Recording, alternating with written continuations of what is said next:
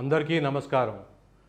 CM Ramesh మాజీ రాజ్యసభ సభ్యుడికి చెందిన Ritwik project private limited వారు బంజారాహిల్స్ పిఎస్లో ఎఫ్ఐఆర్ నమోదు చేయుటకు తెలంగాణ హైకోర్టు ఎక్స్ పార్టీ ఆర్డర్లు తెచ్చుకున్నారు. ఈ ఎఫ్ఐఆర్ శ్రీ కావూరు సాంబశివరావు గారి మిసెస్ శ్రీమతి హేమలత గారి మీద, కొడుకు భాస్కర్ అంటే నా మీద, కూతురు శ్రీమతి శ్రీవాణి గారి మీద, తోడల్లుడు కొడుకు శ్రీ వేణు గారి మీద మరియు తదితరుల మీద ఫైల్ చేయాలని సీఎం రమేష్ సంస్థ రిత్విక్ వారు కోరారు.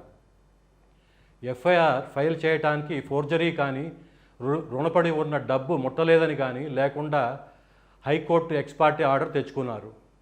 గమ్మత్ ఏమిటంటే రిత్విక్ సంస్థ మరియు వారి ఎంప్లాయీ నాగేశ్వరరావు విచ్చలవిడిగా ఫోర్జరీలు చేసి దేశమంతా ఎన్నో కోర్టులు, హైదరాబాదు కమర్షియల్ కోర్టులో, సిటీ సివిల్ కోర్టులో, తెలంగాణ హైకోర్టులో, అమరావతి హైకోర్టులో, ఢిల్లీ హైకోర్టులో, తదితర కోర్టుల్లో మరియు గవర్నమెంట్ సంస్థల్లో ఫోర్జీ డాక్యుమెంట్స్ పెట్టినా మేము మొరపెట్టుకున్న ఎన్నో నెలలుగా ఏమీ ఫలితము లేదు. కానీ మేము అరికడతాము.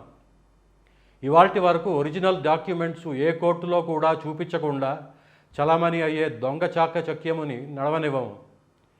సీఎం రమేష్ సంస్థ రిత్విక్ వారు ఇన్ని ఫ్రాడులు చేస్తే దానికి బాధ్యతలైన రిత్విక్ సంస్థ డైరెక్టర్లు మరియు ప్రెసిడెంట్లు అంటే సీఎం రమేష్ సోదరుడు రాజేష్ మరియు కొడుకు రిత్విక్ మీద సీఎం రమేష్ లాగా చిల్లరగా ఎఫ్ఐఆర్ పెట్టకపోవడం మా బలహీనత అనుకుంటున్నాడు.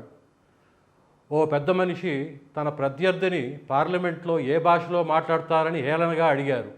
అంటే హిందీ రాదు, ఇంగ్లీష్ రాదు కదా అని. బుద్ధి జ్ఞానం ఉన్నవాడెవడు అటువంటి ప్రశ్న అడగరు. పార్లమెంట్లో మన మాతృభాష స్వేచ్ఛగా మాట్లాడటానికి మన కాన్స్టిట్యూషన్ హక్కు ఇచ్చింది.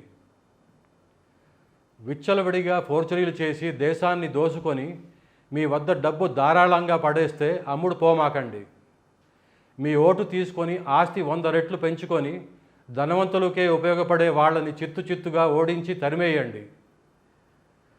సీఎం రమేష్ ఫ్రాడుల్లో తన అనుచరులతో సహా జైలుకు వెళ్ళక తప్పదు. దౌర్భాగ్యం ఏమిటంటే 420లు మన ప్రధానమంత్రితో డయాస్ పంచుకోవటం. నాకు దేవుడి మీద చాలా నమ్మకం ఉంది. ఇవాల్టి దాకా దేవుడు మమ్మల్ని హాని చేసిన ప్రతి మనిషిని శిక్షిస్తూనే ఉన్నాడు. సీఎం రమేష్ సమయం ముగిసింది.